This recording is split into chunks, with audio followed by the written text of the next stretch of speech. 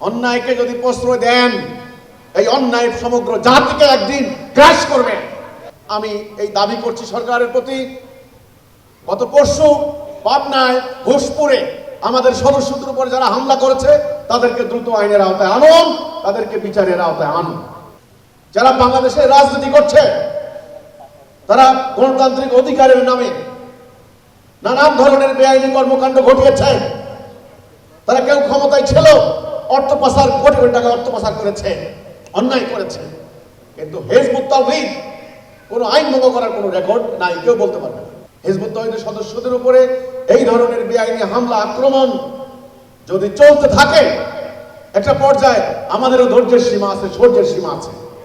আমাদেরও শাসনতান্ত্রিক অধিকার আছে, এটা আমাদের মানবাধিকার, এটা আমাদের ধর্মীয় অধিকার, ধর্মীয় কর্তব্য। কাজে আমি সরকারকে বলতে চাই, এই আক্রমণকারী, এই হামলাকারী, এই সন্ত্রাসীদেরকে দ্রুত আইনের আওতায় আনুন, তাদেরকে গ্রেপ্তার করুন। এটা কতখানি ভয়াবহ!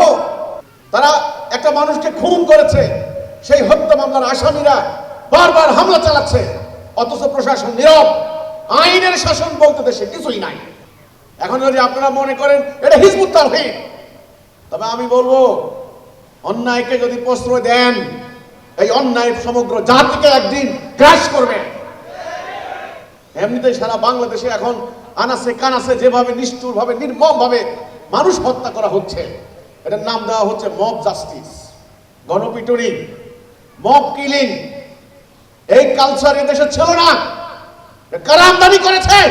যে দেশে আইনের শাসন থাকে না, যে দেশে কোনো ন্যায় বিচার নাই, যে দেশে কোনো রুল অফ ল, ন্যায়ের শাসন নাই, সে দেশে এগুলি ঘটে।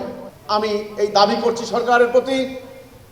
গত পরশু পাবনায় ঘোষপুরে আমাদের সদস্যদের উপর যারা হামলা করেছে তাদেরকে দ্রুত আইনের আওতায় আনুন, তাদেরকে বিচারের আওতায় আনুন।